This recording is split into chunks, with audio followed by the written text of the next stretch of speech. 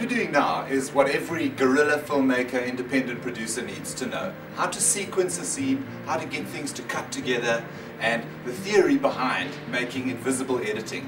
Now, invisible editing is something that is almost magical because we don't go through life blinking our eyes and seeing new cuts, but you accept it on a movie, and there's rules to how to get that acceptance from the viewer's eyes.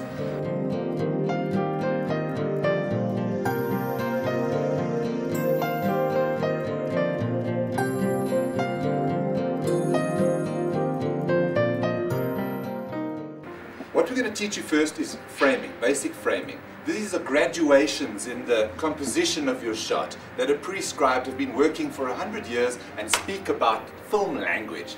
Now, the reason why they change is because that fulfills one of the laws of making a perfect cut, and that means change your lens size. In other words, come in closer or wider from your previous shot if you want something to cut. Change your lens size.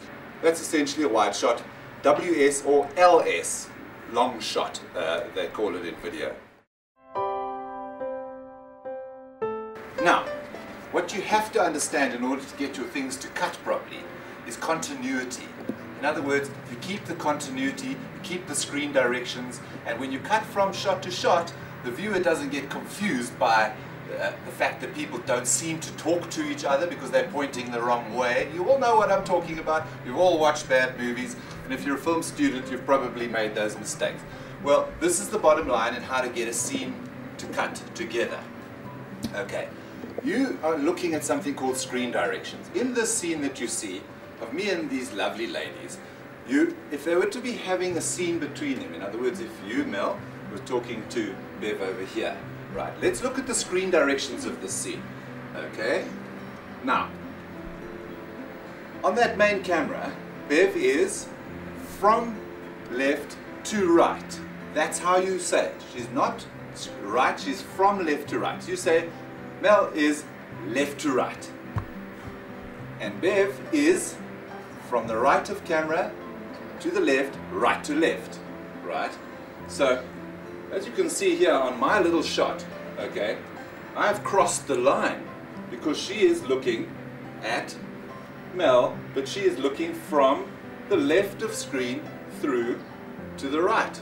So that shot over there, the wide shot over there, and this shot over here that you can see here, will not cut.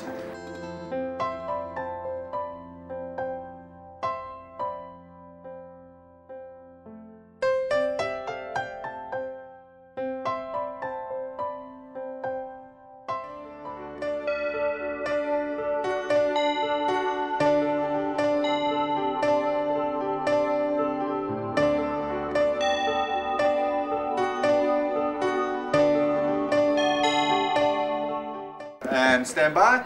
By the way, if you're directing him as runner, set like a clockwork, and it starts with first positions, people. Stand by, tell him what you're doing. We're going for a rehearsal. And action. Action. No, Andre.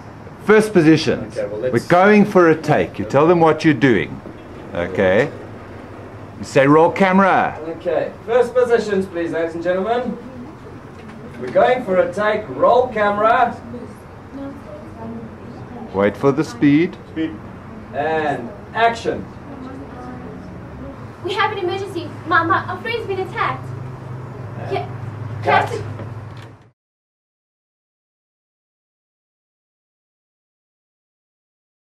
And always make a habit of it whenever you're doing interviews with people. Pull them closer, the person who's interviewing, closer to the camera, making the eyeline angle easier. In fact, I'll give you an idea. You look at me. Go on a MCU of Mel there.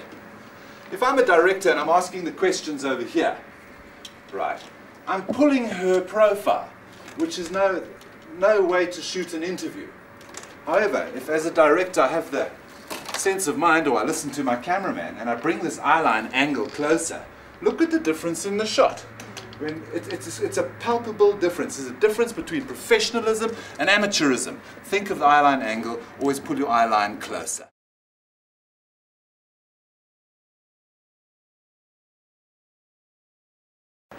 And now what we're doing essentially is the final piece of the puzzle. Right, it involves continuity, screen directions, and it's what's called master take and triple take technique. Okay, and if you know these things, along with screen directions, eyeline angles, matching reciprocals, reverses, tick-tocks, and cutting in movement, changing your lens size and changing your camera angle on the scene to justify a cut, you will be a director and all your scenes will cut. So what we're talking about in master take technique comes down to what old film methods, where they had lots of money and lots of film to roll, and they would start a scene by shooting a wide shot of the entire scene, a master take. And then, after they'd shot the master take to their satisfaction, sometimes you have a pickup, by the way, in the middle of a master take, then they would start lensing the entire scene on a mid instead of a wide shot. And then, when they finished with that, they would, in a master take technique, would then go and lens everything on an MCU and shoot the entire thing on an MCU and then shoot everything on a close-up.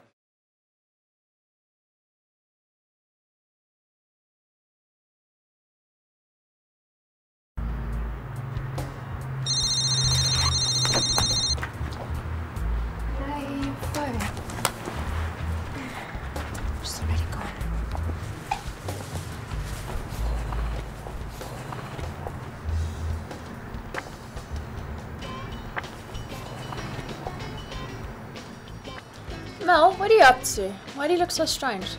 Nothing. Hey, Ryan. Isn't that his boyfriend? Yeah, but only personal. This is his number. But we're not sure. This is. Oh, yeah. This was weird. Hey, I know what you guys are up to. You guys are planning something for my birthday, hey? The phone rings, she gets up, she picks the phone, she goes to the window, she looks out, she looks at the phone, she looks up at her friend. So the viewer starts to realize that the story is being told, right, and that she is noticing something relating to that girl. And your camera angles of this are vital for the viewer to understand what the story is. Alright, what this is about is what stumps most directors, most amateur directors, right? What you want to know is how to cut a scene and follow the continuity and screen directions of the scene when you have more than three or more actors. And this involves people coming in through doors, other people arriving, noticing something. It involves telling the story to the viewer in a way that still makes sense and still getting the angles that you need in order to lens your movie properly. Obviously this is just a practice scene without very serious dialogue in order to help show you. We have 3 cameras running. This little camera over here to give you an idea of screen directions, our main shoot camera, and our ultra wide over there to situate you in terms of the geography of the scene so that you know.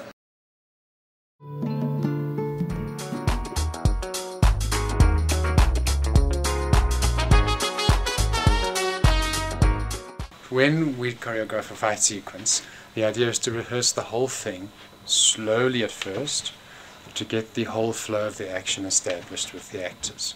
Because when you go in for close-ups, it's very necessary that that action matches your wide shot.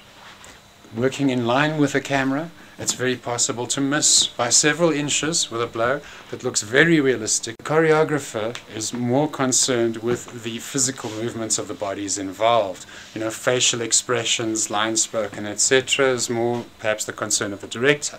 But between the two of them, it's necessary to work out a fusion of the action. The range is really huge, and there's a lot of scope for creative special effects work. What the fuck is wrong with you? I think it's challenge one. Key really is forget about anything to do with real fighting, please, and get it to look good.